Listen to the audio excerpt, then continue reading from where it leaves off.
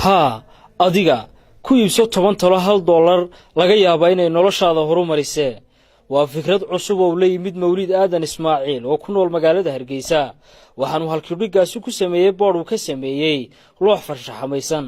habeennimadii xalay ahayd ayaanu kula kulannay bartamaha suuqa weyn ee magaalada Hargeysa siiba isaga oo hortaagan dabaqa weyn ee Dera Mall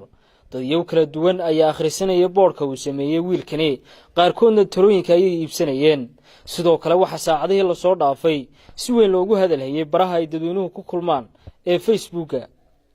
Mawlid subaxnimadkii saakana waxa uu halkii ka sii waday shaqadiisii oo bilaabay habeennimadii xalay dadkuna siyaabo kala duwan ayay u weydiinayeen talooyinka uu siinayo mid ka mid ah dhalinyarada kuyuuga ugu jiray talooyinkan uu bixinayo ninkan dhalinyarada ah ayaa dareenkiisa sidan ku cabiray runtii waxaad moodaa dhaqan ahaan inay inagu yar cusub tahay qof tala iibinaya marka la eego wadanka iyo geyiga laakiin guud ahaan caalamka wax macruuf ah oo business consultancy waa wax laga shaqeystaba adigu talooyinka ma ka iibsad imigan kuyuuga ku jira anagu qolooyinkan imika iibsanayaan ku jiraayo dadkii iga horboobaya runtii wax aad iyo aad u xiiso badan weeyaan saan arkayna reaction kan ka arkayo waraaqaha dadku sidii u akhriyeen ma arkayo wax fiican feedback fiican baa ka soo noqday intaasi kadib Mawlid ayaan kala sheekaystay sababta ku dhalisay fikirkani iyo qorshihiisa kan xiga waxa uu yiri anigu imika laba buug baan qoray oo mid waxa la yiraahdaa fahamka nolosha midna sheekadii shameeliyo labada buug waxay xoog badan oo ku jira ayaan jeclaystay maadaama imika daabicistooda ayna ii suurtoobin in aan tala ahaan ku bixiyo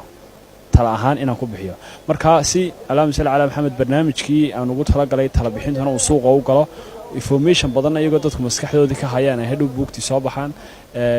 waana barnaamij dee ma garanaysa aanan hore loo arago alaam sal ala maxamed dalkaysiga cusub marka aad baan ugu kalsoonahay inuu barnaamijkaasi hirgeli doono meel la gaari doono shay walbaan wuxuu ka bilaabmaa alaam sal ala maxamed 0 ayuu ka soo bilaabmaa ilaa aad ka gaarayso halka ugu sarreysa maanta waa loox laakiin maybe haddii aan sii wado inuu noqon doono meel xafiis leh oo alaam sal ala maxamed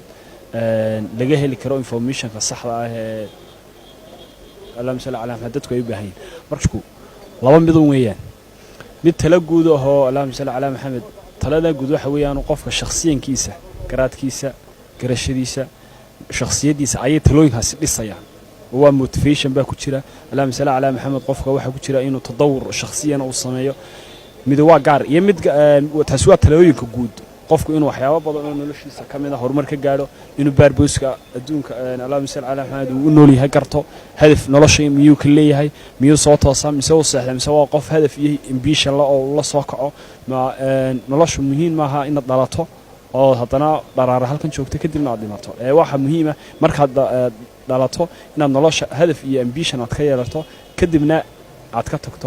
Mawlid waxa uu ii sheegay in dadyow kala duwan oo la soo xiriiray ay doonayeen in qaarkood laga caawiyo arrimo ay kala kulmeen jacaylka waxaan uu ii sheegay in qofkii la soo xiriira ee arrimahaasi u baahan uu ka qancin doono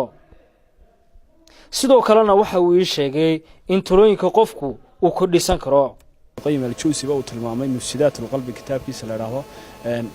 العشق وحو كتلمامين إنه يهاي وحياة قلبك في السهادي وهذا جعل يقبل يراد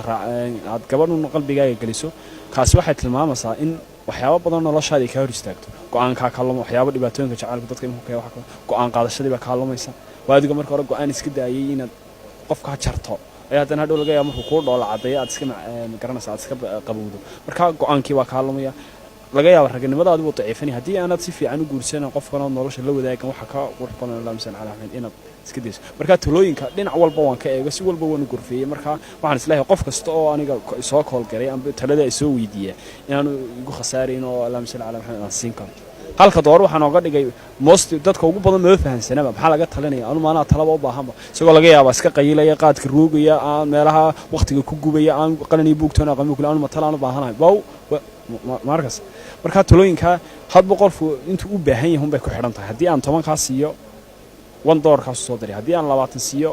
wuxuu soo diray $2 wiilkan dhalinyarada ah ayaa isagu leeyimi farsamo cusub oo ku ganacsan karo ama uu shaqo abuur ku samaysan karo waa Idris Bershiya telefishinka Universal magaalada Hargeysa